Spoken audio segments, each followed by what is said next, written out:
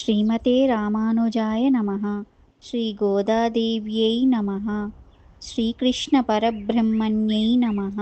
శ్రీ ఆండాళ్ దివ్య తిరువడిகளே శరణం.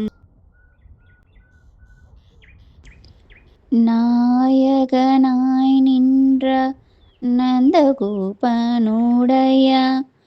நாயகனாய் நின்ற நந்தகோபனுடைய கோயில் காப்பானே கோடி தோன்றும் தோரண கோயில் காப்பானே கோடி தோன்றும் தோரண வாயல் காப்பானே வாயல் காப்பானே மணிக்கதவம் தாழ்த்திரவாய் வாயல் காப்பானே மணிக்கதவம் தாழ்த்திரவாய் ஆயர் சிறுமியருமுக்கு அரை பறை ஆயர் சிறுமியருமுக்கு அரை பறை மாயான் மணிவண்ணன் நெஞ்சாலே வாய் நீந்தான் மாயான் மணிவண்ணன் நெஞ்சாலே வாய் நீந்தான் தூயோமாய் வந்தோம் துயிலேஜ பாடுவான் தூயோமாய் வந்தோம் துயிலேஜ பாடுவான் வாயால் முன்னம் முன்னம் மாற்றாதே அம்மணி வாயால் முன்னம் முன்னம் மாற்றாதே அம்மணி நீயா நிலைக்கதவம் நீ கீழிரெம்பாவாய் నీయా నిలైకదవం నీకీలిరింబావాయ్.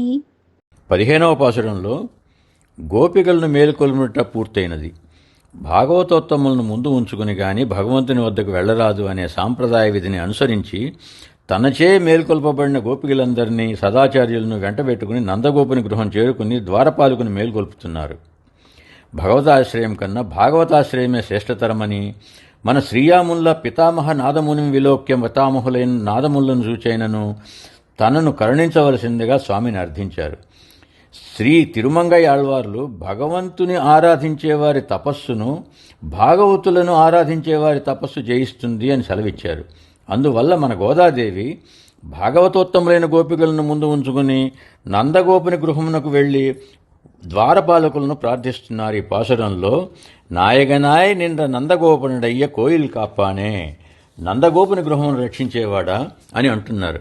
సమస్త లోకములకు నాయకుడైన నందగోపుని గృహమును రక్షించేవాడా అని అంటున్నారు.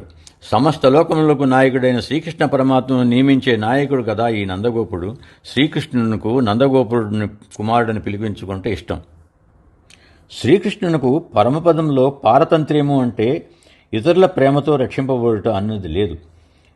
ఆయనకు నందయశోదల బిడ్డగా వారితో నందకుమార అని పిలువబడుటయే ఆనందం.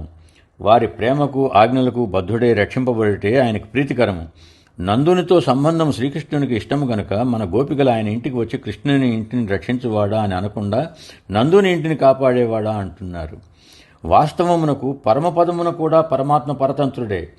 నందగోపుని గృహాన్ని రక్షించేవాడా అని ప్రార్థించేవారికి వీరి ప్రార్థన విని అక్కడి ద్వారపాలకుడు వీరిని కనుసైగలతో లోపలికి అనుమతించాడు. వీరు ఆ బహిర్ద్వారం దాటి లోనికి ప్రవేశించి అంతర్ద్వార పాలకుని ప్రార్థిస్తున్నారు. కొడిత్తోండ్రం తోరణవాసలు కాప్పానే, ధ్వజము చేత అలంకృతమైన ద్వారమును రక్షించే స్వామి అని అంటున్నారు.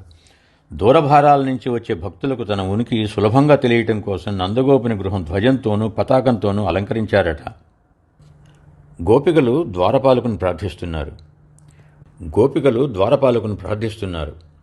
మణిక్కదవం తాళ్తిరవాయ్, మణి కవాటపు గడియ తెరువుము. ఇంకా తెల్లవారకుండా వచ్చిన వీరిని లోనికి రానిస్తే స్వామి భద్రతకు భంగం కలుగుతుందనే భయంతో ఆయన తలుపు తీయలేదు. అయ్యో, భయమెందుకు స్వామి? భయాపహారి ఉన్న చోట భయమునకు తావు ఉంటుందా? ఊరంతా రాక్షసమయం. ఏ రాక్షసులు ఏ రూపంలో వచ్చి స్వామికి అపకారం తలపెడతారో అని ద్వారపాలకుడు అన్నాడు. స్త్రీలమైన మా వల్ల భయమేమిటి స్వామి అని వారంటే, అయ్యో, పూతన స్త్రీ రూపంలో రాలేదా? శూర్పణఖ కూడా స్త్రీయే కదా అని ద్వారపాలకులు అన్నారు. ఆయర్ సిరుమేరో ముక్కు, శూర్పణఖ వంటి రాక్షస స్త్రీలం కాము మేము. స్వామికి శుభం జరగాలని కోరుకునే వెర్రిగొల్లలమయ్యా మేము. నెన్నలే వాయి నేరందాన్ తూయో మాయి వందోం తుయలెజప్పాడువాన్. తెల్లవారుజామున లేచి మా ఇంటికి రండి, నేను మీకు పరమ పురుషార్థప్రదమైన వాయుద్యంనిస్తానని స్వామి నిన్న వాగ్దానం చేసినందువల్ల ఈ తెల్లవారుజామున వచ్చాము. నీ నేయ్య నిలైక్కదవం నీక్కేలో రెంబావాయ్.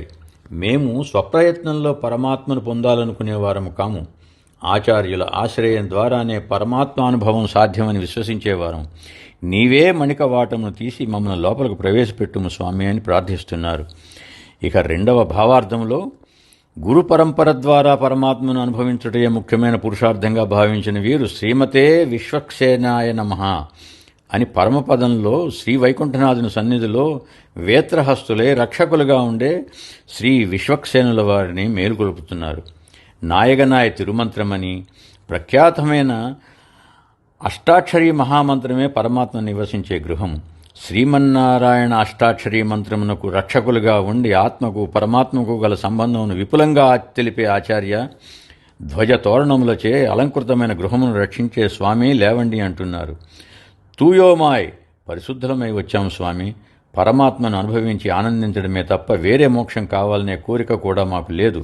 మా అజ్ఞానాంధకారం పోగొట్టి మాకు పరమాత్మానుభవం ప్రసాదించగల సమర్థులు మీరే అని శ్రీ విశ్వక్సేనుల వారిని మేల్కొలుపుతున్నారు. భగవత్ మందిర ద్వారము తెరుచుకుంటే తప్ప నుదుట జ్ఞాన జ్యోతి వెలుగుగా కనిపించదు. ఆకుపచ్చ వంటి పంచరంగుల నవరత్న కాంతులతో ఆజ్ఞాచక్రం వెలుగుతూ ఉంటుంది. దాని మధ్య ఓంకార ప్రణవమే ఈ హృదయ కవాటమని సూచిస్తూ గోదాదేవి నవరత్న రంగులతో ఉన్న గడియ తీయము అని రహస్య సంకేతం గల సాధనా రహస్యం ఇమిడ్చినది ఈ 16వ పాసురంలో. జయ శ్రీమన్నారాయణ.